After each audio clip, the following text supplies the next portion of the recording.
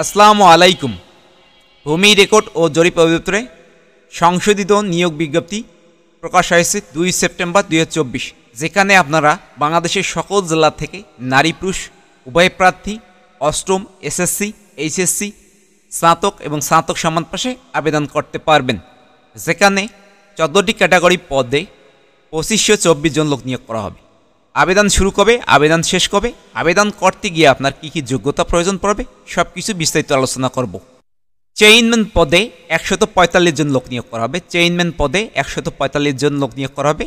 8250 হাতে 2010 টাকা। এখানে এসএসসি পাশে আবেদন করা যাবে।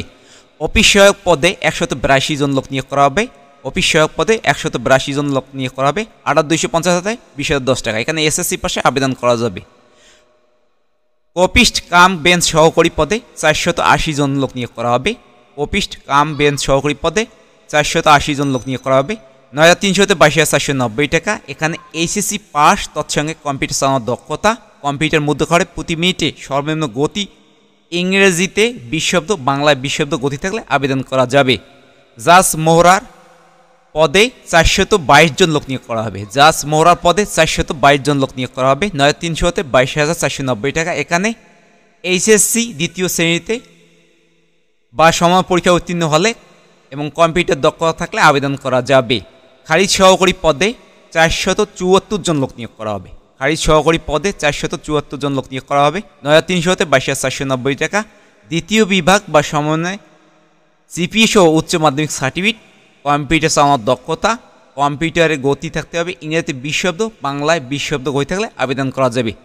রেকর্ড কিপার পদে 291 জন লোক নিয়োগ করা হবে। 9300 তে 22,490 টাকা।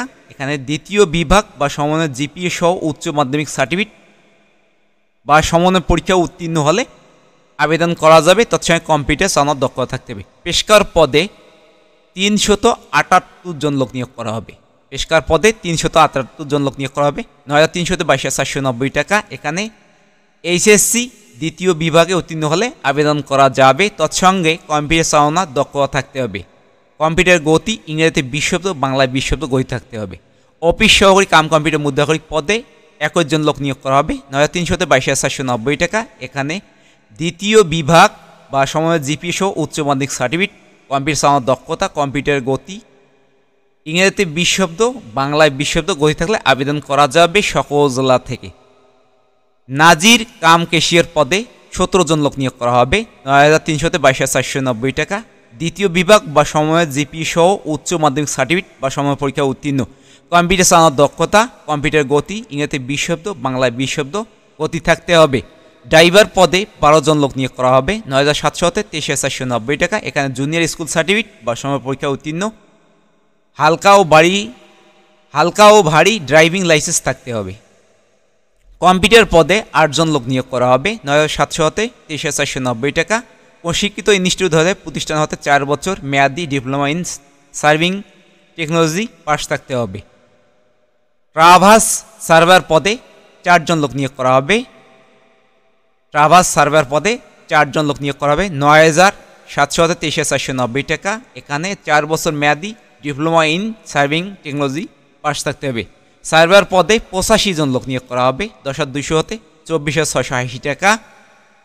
কোনো শিক্ষিত ইনস্টিটিউট বা প্রতিষ্ঠান হতে 4 বছর মেয়াদি ডিপ্লোমা ইন সার্ভিং টেকনোলজি পদে পাস থাকলে আবেদন করা যাবে। 60 লিপিকার কাম কম্পিউটার পদে 5 জন লোক নিয়োগ করা হবে। 1000 হতে 26,590 টাকা।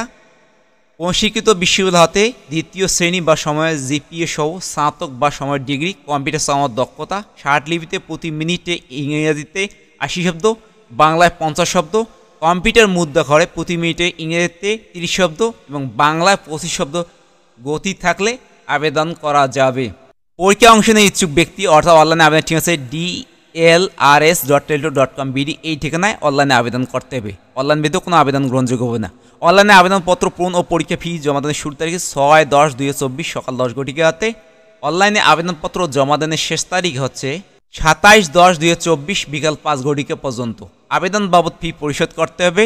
1 থেকে 12 নং পদের জন্য পরীক্ষা ফি বাবদ টেলিটক সার্ভিস চার্জ সহ 223 টাকা।